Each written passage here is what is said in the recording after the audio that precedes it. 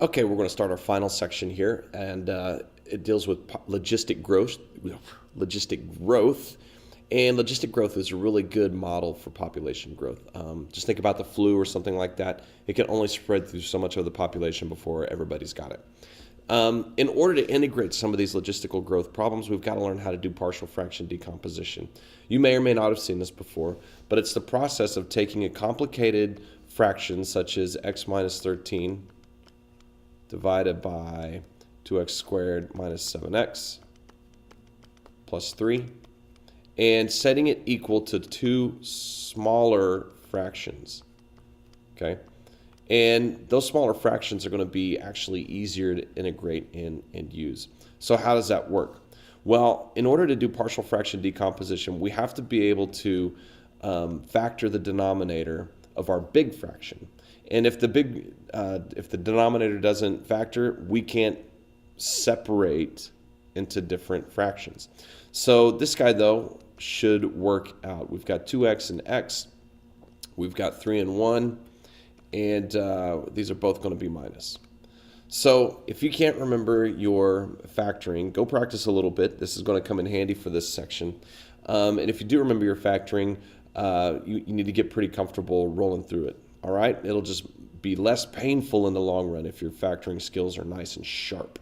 So what we're going to do is we're going to take each of these pieces from the denominator and give them their own fraction.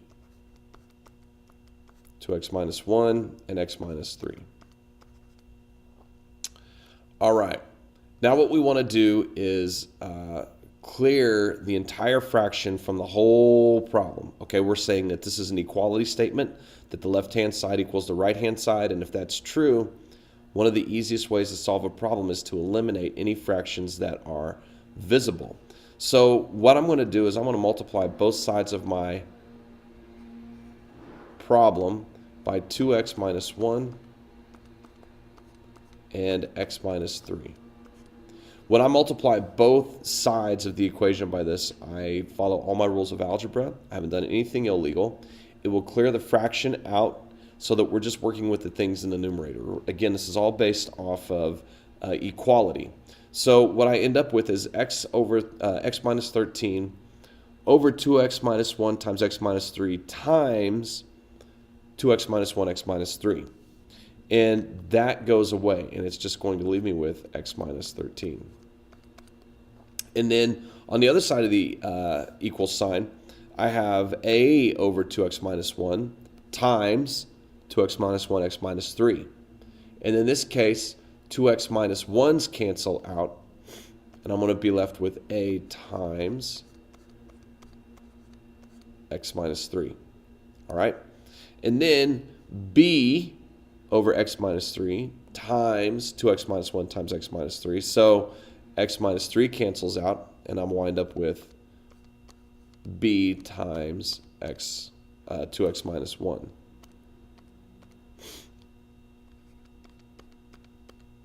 Okay, it's no different than if you had a fraction that looked like 1 over 3 plus 1/2 equals 1/6.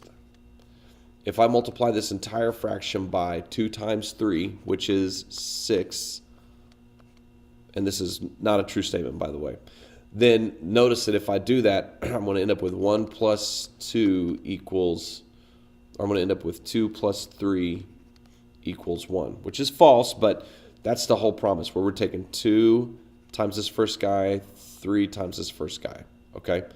It's the same thing that you did forever ago in Algebra 1. Okay, it's just nastier now because we've got a lot of fractions running around. Now, A is what we want to solve for. B is what we want to solve for. And we're going to use a little trick here because X can be whatever we want it to be.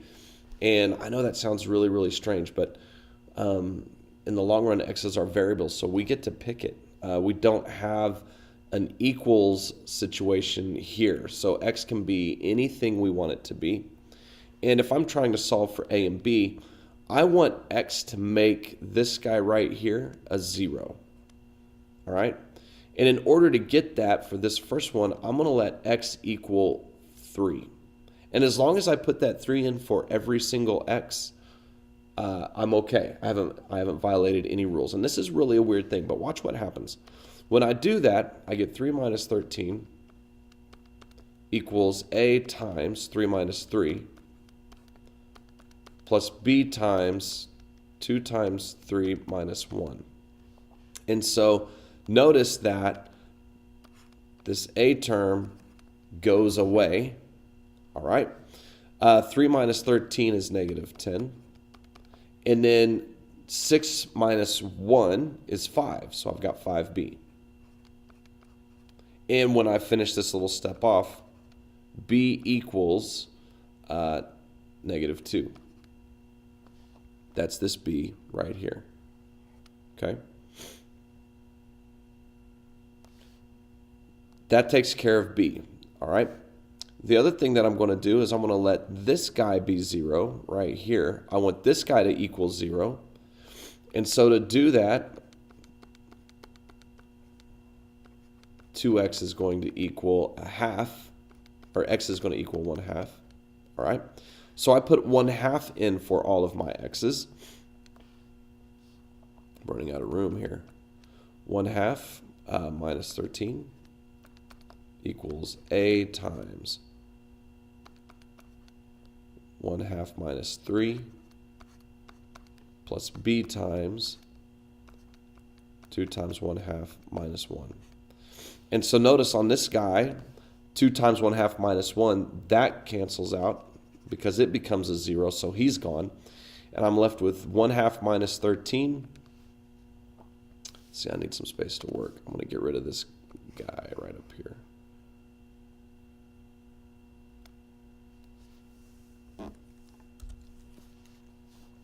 So I'm going to finish this problem up here, and I'm going to have 1/2 minus 13. 1/2 minus 13 would be what? That would be 12.5. So 25 halves is equal to a times 1/2 minus 3. Well, that would be negative 2.5 or negative 5 halves. And so to finish this guy up, we would just multiply both sides by negative 2/5.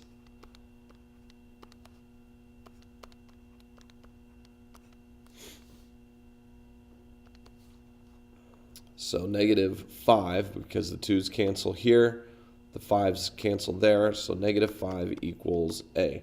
So this problem then would have b equaling negative 2 and a equaling negative 5. And so that's how, oh, this guy would be negative right here too, I guess. So he's going to be positive 5. All right, so how does that work? Well, to go back to our original problem here, our end result is that we can write this fraction now as a fraction, with a being 5, so 5 over 2x minus 1, plus b, which would be negative 2, so we could actually say negative 2 over x minus 3. So the process is kind of long. It's not horribly painful. There is a lot of algebra in it, and there's a couple of tricks that you probably haven't ever used before in here, especially down here when we try and figure out how to get a and b all by itself. But we're going to do this a lot through this section, and if you'll practice it, you'll get where you can see what needs to happen to get your partial fractions to work out. Trust me, in the long run, it's going to be easier to integrate this side than it will be to integrate this side. All right, real quick on this problem, there's a small typo. This should be x squared minus 1. Okay, x squared minus 1 with a dx in there. Okay, x squared minus 1 dx. Here's the problem. If we try and do the whole separation of things down into partial fraction decomposition, the degree on the top is larger than the degree on the bottom, so it won't work. And, you know, unfortunately, that could give some of you a little bit of stress. But we can also clean this up a little bit so that it is easier to integrate, and we can do the partial fraction decomposition.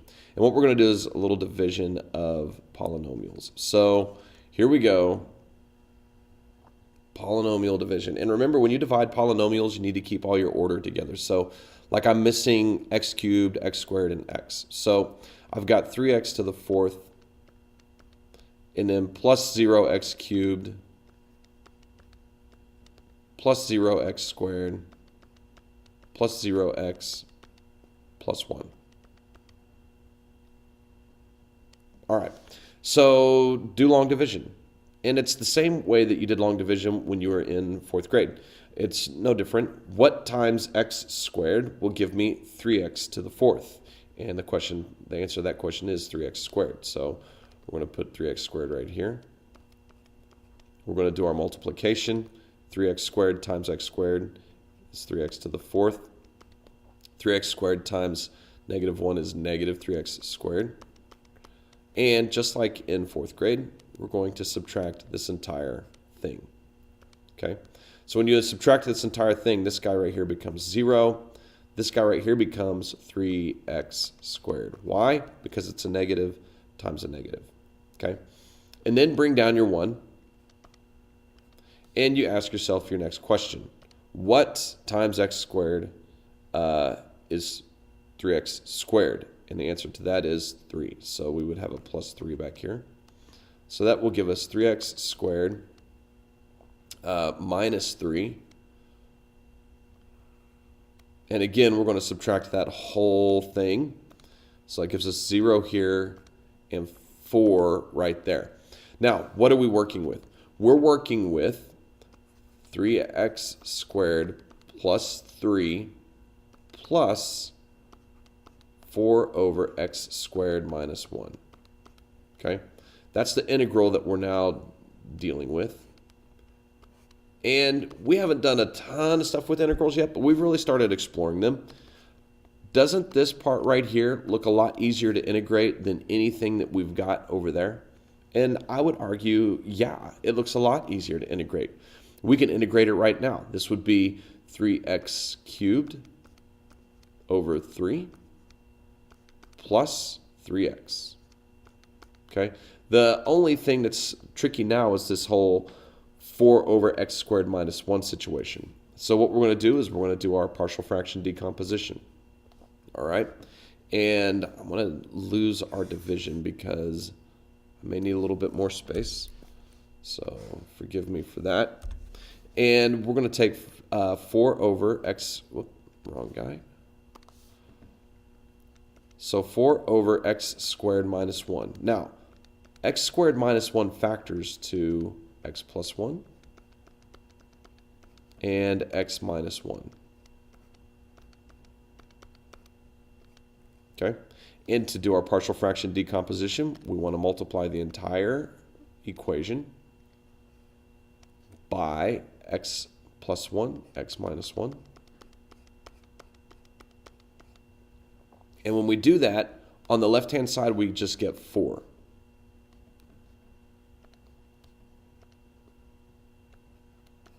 On the right-hand side, x plus 1 cancels out. So I have a times x minus 1. And b over x minus 1, the x minus 1s cancel out. So I'm left with b times x plus 1. All right? And we can solve this guy out. Remember, we can pick our x here. A and b are truly the variables. And if x is everywhere, I get to pick that. And if I get to pick the x, I want to pick it in such a way that I can get a 0 right here. So that would mean that x would be 1. And I want to pick it in such a way that I can get a 0 right here. So x would be -1. And this works mathematically because we are following all our rules of algebra, even though it's a little weird, a little uncomfortable. All right? So if I work with the a part first. So 4 is equal to a times 1 minus 1 plus b times 1 plus 1. Remember, everywhere we see x, we put the 1 in. This gives me then no a's, and this gives me 4 plus 4 equals 2b. 4 equals 2b, or b equals 2. All right?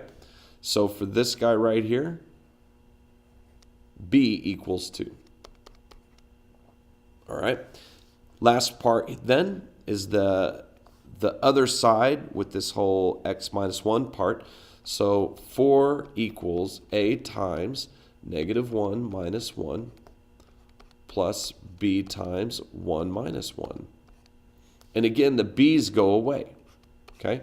And this is going to leave me with 4 equals -2a, or a equals -2. That's this part right here, okay? And what that gives us for our problem that we're trying to solve is it takes this part of our equation right here and gives us an integral that says -2 over x plus 1 plus 2 over x plus 1, I'm running out of room again, dx. All right? Well, notice that x plus 1 is in the denominator, and if I have my variable in the denominator when I integrate, and it looks like this, it's going to integrate to natural log, the natural log of u. All right? And in this case, if I let u equal x plus 1, and we've talked about this in class, then du is going to be equal to 1 dx. Okay? And 1 dx does not change anything at all. And so what happens is when I integrate -2 over x plus 1, because there's a 1 in front of x and nothing else, then it just simply integrates to -2 times the natural log of whatever's in the denominator, in this case, x plus 1. All right? Same thing on the back side here. We're going to have plus, and then when we integrate this, there's nothing in front of the x. So when we integrate that natural log, this natural log, we just get 2 times the natural log of x plus 1. And I know that there's probably a lot of questions about that. You'll see it as you start to work through some of these problems. Anytime that leading number, the leading coefficient in front of x is just a 1, it integrates very easily into natural log. And all of a sudden now, this complicated piece, it now looks like this. And this isn't so bad here. So what I end up with is the 3's cancel. I have x cubed plus 3x minus 2 times the natural log of x plus 1 plus 2 times the natural log of x plus 1. And we can actually clean this up just a little bit more because some of the properties that we can borrow from our logarithms say that if I have 2 logarithms and I subtract them, in this case, if you'll notice, I have -2 natural log plus 2 natural log. That would be division. All right? So what I'm going to end up with then is x cubed plus 3x. And the one that I'm dividing is this guy right here because he's negative. All right? So it would be plus 2 times the natural log of x plus 1 over, one of these should be -1s. Gee whiz, where did I lose that minus sign at? X plus 1, right here. Bx minus 1. Man, I'm sorry about that. That could sure get confusing. X minus 1. So this should be a minus sign. This should be a minus sign. So it's going to be x minus 1 over x plus 1.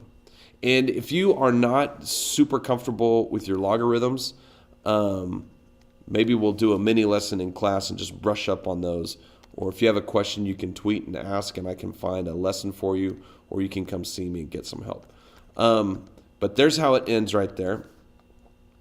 And by the way, since we're dealing with natural logs, we're going to talk about absolute values because you can only work absolute value problems with natural log because you cannot take a natural log of a negative number. All right, so this is kind of a long problem. And again, it's a lot of the algebra that's difficult, not necessarily the calculus. But through a lot of work, through a lot of practice, you'll start seeing some of the ways that all these things go together. All right, even more partial fractions and a differential equation, yahoo. But we can do this, okay? We're just going to take what we've kind of been working on here and we're going to make it bigger, all right? First order of business, multiply both sides by dx because we want to get where we can integrate. And so when I do that, that leaves me with dy equals 6, it equals this. 6x squared minus 8x minus 4 over x squared minus 4 times x minus 1. So when we integrate this guy, it's going to be really disgusting looking. And so what do? We have y equals the integral of 6x squared minus 8x minus 4 over x squared minus 4 times x minus 1. So this is really a complicated looking problem. But if you look at the denominator here, this factors.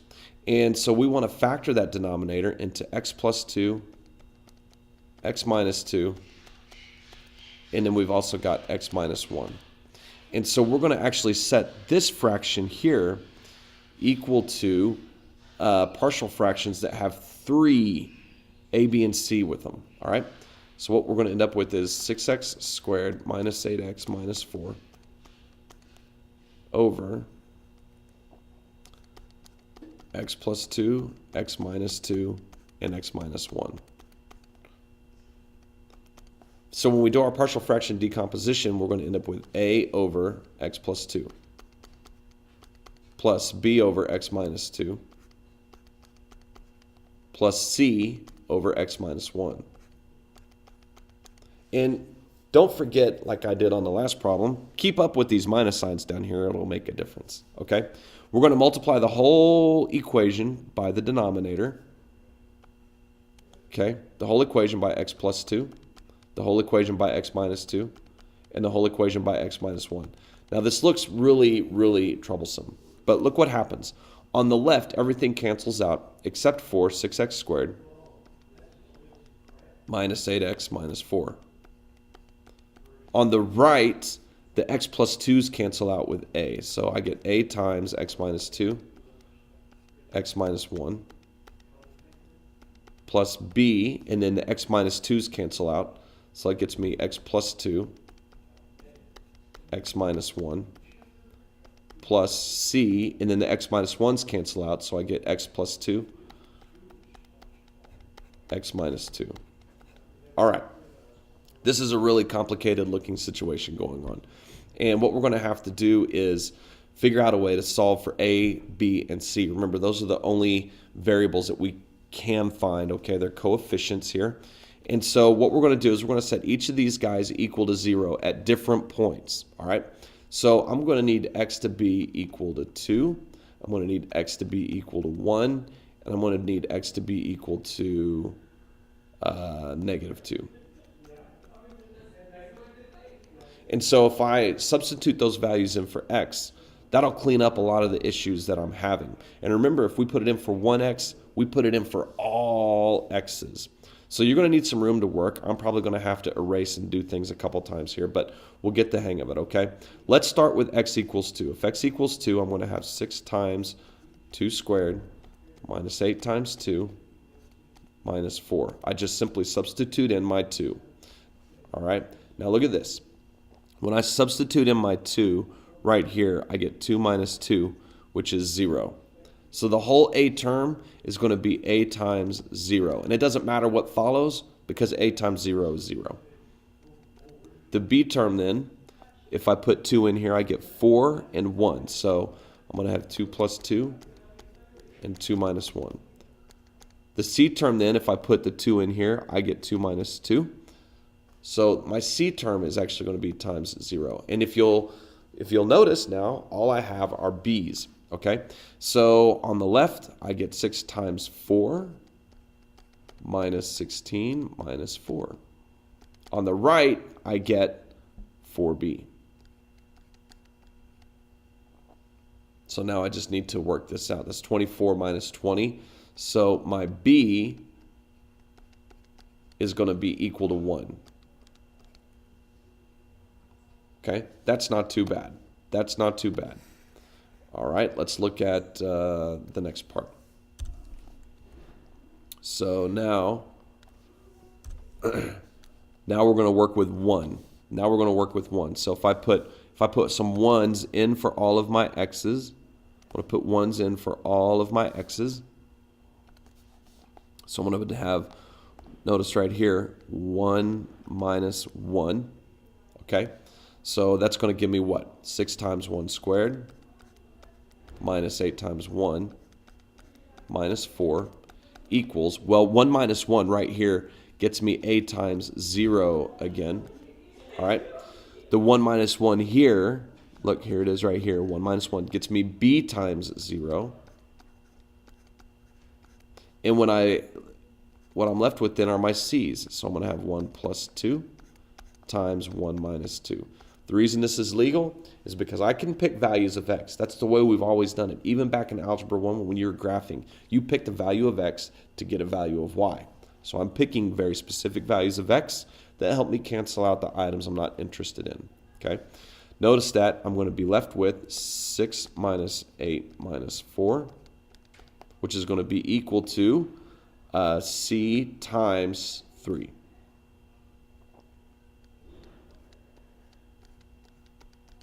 C times 3 times negative 1. Okay. What we end up here with is negative 6 equals negative 3c. So my c is equal to 2. All right, last guy.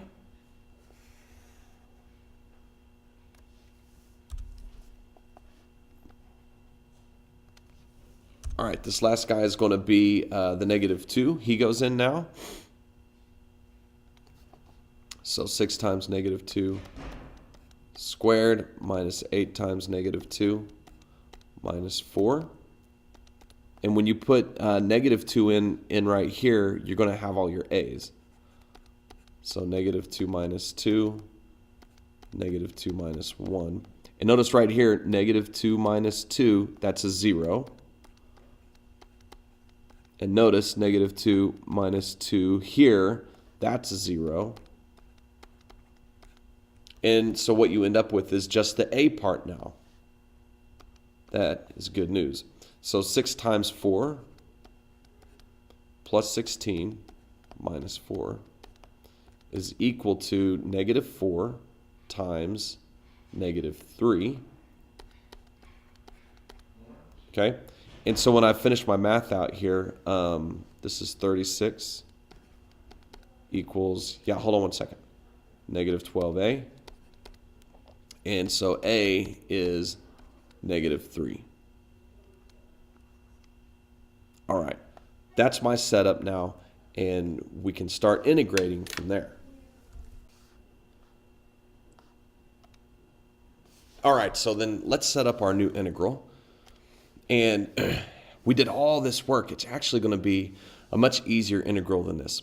We're going to go from y equals this really complicated, nasty looking problem to y equals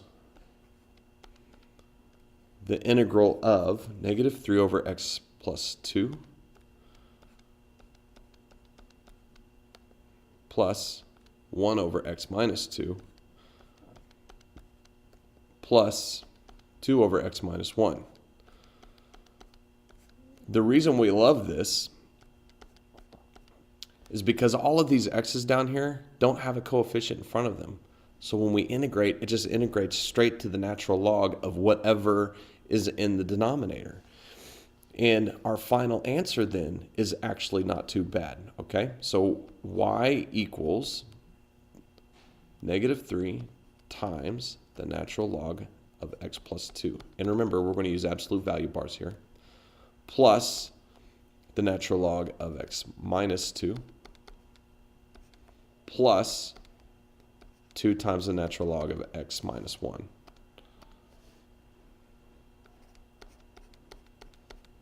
Plus c. And we can put all these together if you want to. They might clean up a little bit nicer that way. And it's actually not hard. They're all adding, which means it's all multiply. And we can add our the numbers in front. Remember, they become exponents on the inside, so we can do all of that if you want to as well. So it's really not too tricky of a problem to sort through. And anyway, so there you go. There's that guy. And again, this is nice integration. So let it be nice integration. Don't fight it and make it harder than it is. All right, so the logistic differential equation, just like the differential equations for exponentials that we looked at earlier, the logistic is very similar. It starts with a rate of change. This is a rate of change of population over time. We've got a constant. We've got a P for population. We've got an M for a maximum population or a carrying capacity for population. And so we just can combine this logistic function into some smaller parts. And when we differentiate it, it's going to turn into something where we're going to have to use the partial fractions. All right. So what is the carrying capacity? So we've got this problem, right? We're investigating population. So the growth rate of a population of bears in a newly established wildlife preserve is modeled by the differential equation dp dt equals 0.008 p minus 100 p, where t is measured in years. So what is the carrying capacity for bears in this preserve? That's the M part. That's the M part. So what is the carrying capacity for bears in this preserve? 100 bears. Okay. When we reach 100 bears, we've reached our full amount of sustainable population. What is the bear population when the population is growing fastest? Well, when the population is growing fastest, that's when you're at your halfway point on a logistic function. So we would say 50 bears. Anytime you're interested in when a population is growing fastest, that's going to be the exact halfway point between the exact halfway point for your carrying capacity. Okay. What is the rate of change of the population when it's growing fastest? Remember, this is rate of change. This is rate of change. So if I want to know what's the rate of change when it's growing fastest, well, I know that my population then would be 50. So I'd have 0.008 times 50 times 100 minus 50. So I'll need to punch that into my calculator here. Ugh. Ugh.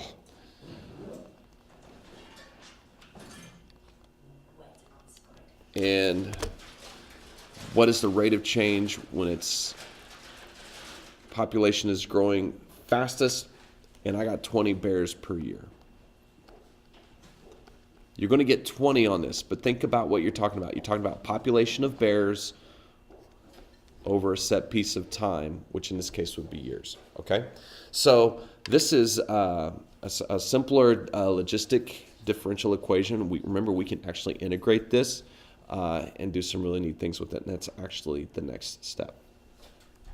All right, last problem, and it's a toughie, so be patient. Don't try and understand everything all at once. You may have to watch a couple times or ask a couple questions, and that's totally okay. But in a made-up scenario here, in 1985 and 1987, the Oklahoma Department of Natural Resources placed 61 buffalo in the Black Mesa Preserve. I don't know if they really did that or not. But it was originally hoped that the population would reach a carrying capacity in 25 years with a growth rate of, or change in rate of, the population being this differential equation right here. Okay? And according to our model, we have some questions we can answer. Number one, according to our model, what is the carrying capacity? And in that case, the carrying capacity is always this number right here. So the Black Mesa Preserve will hold 1,000 meese, or mooses, or plural of moose. With a calculator, generate a slope field for this differential equation, so be able to do that. And then lastly, solve the differential equation with the initial condition that when t is 0, p is 61, and show it conforms to the slope field. So we want to solve this differential equation with this initial value right here, p0, and that's t, population equals 61, that's p. So to do that, we're going to multiply both sides of our equation up here by dt, okay? And then divide by the p's the other way.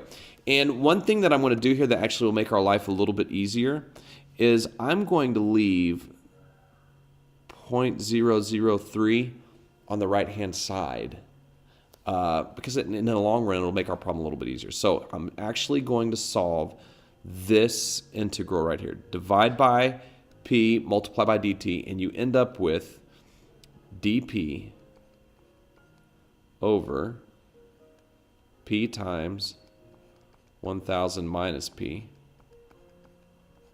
which is equal to the integral of 0.003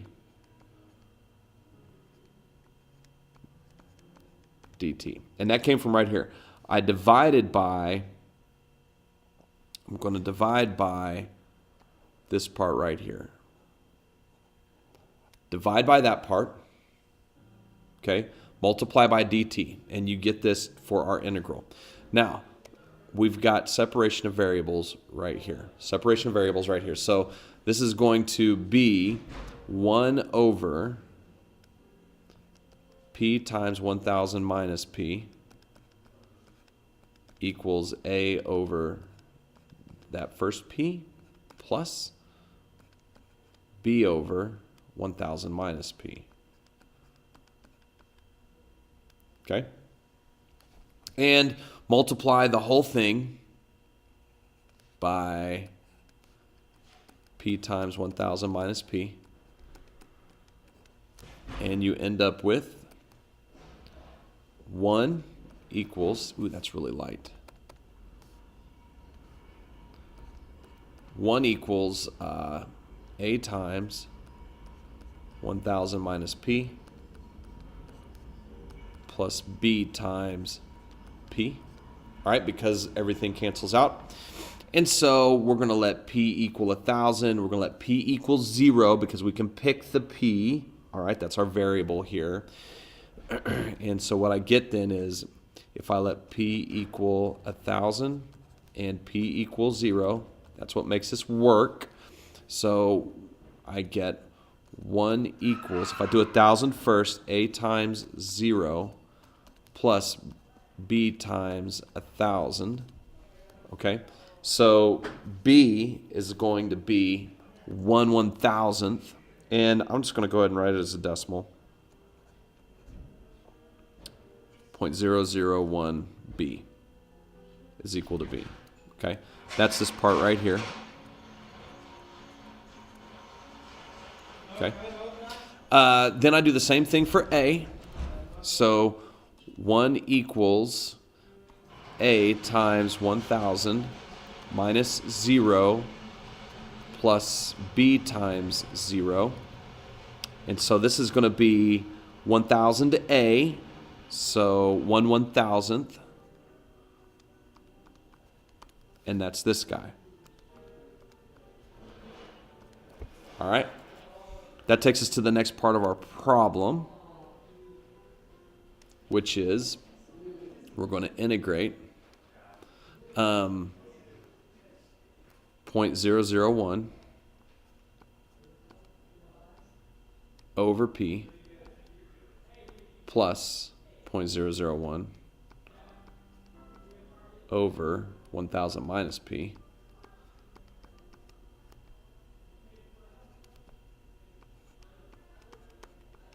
and if I integrate, I can go ahead and integrate the right-hand side. That's going to be 0.003t. One more zero in there. Okay? And when I integrate the left, the first guy integrates no problem whatsoever. That's just going to be 0.001 times the natural log of p.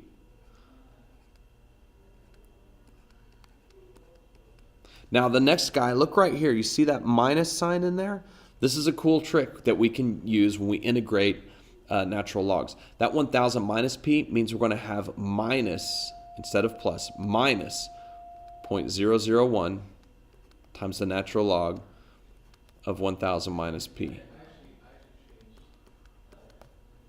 Okay? And that's going to equal 0.003 and then plus c. Okay? Now we're getting really close to the end here. We're on the home stretch. I'm going to divide everything. I don't like all these small decimals in front. So I'm going to divide both sides of the equation by those bad boys. And I'm going to work with, from here on in, this equation right here. Natural log of p minus natural log of 1,000 minus p equals 0.3 t plus c. Okay? All right. We're going to pause right here for a second. I'm going to clean the problem up a little bit. I'm going to give us some more room to work. This is a long problem.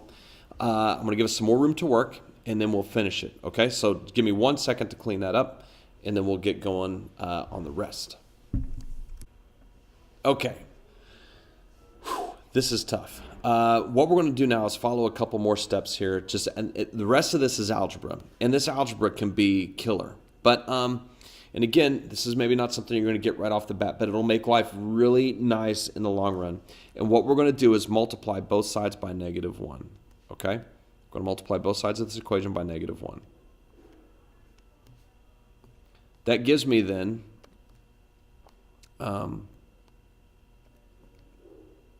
natural log of 1,000 minus p minus the natural log of p equals -0.3t. And remember, c is a constant, so he can stay that or not. It doesn't matter. But since we multiplied by a -1, instead of having a plus c, which is what we're used to, I'm just going to go ahead and put a -1 in there. So it would be -c. All right.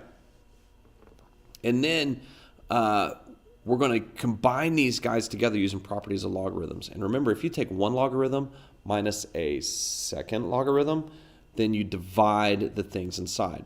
So this becomes the natural log of 1,000 minus p divided by p. And that's going to be equal to -0.3 t minus c. All right. And then we want to get rid of the natural log. And so we're going to rewrite this in exponential form. So we're going to raise both sides. We're going to use e, raise both sides to the natural, e to the whatever power. So on the left, I get 1,000 minus p divided by p equals e to the -0.3t minus c. All right? No problems there. What I can do now, again, this is more algebra. If I have 1,000 minus p over p, I can separate that into 1,000 over p minus p over p, which is 1. So I'm going to add 1 to both sides.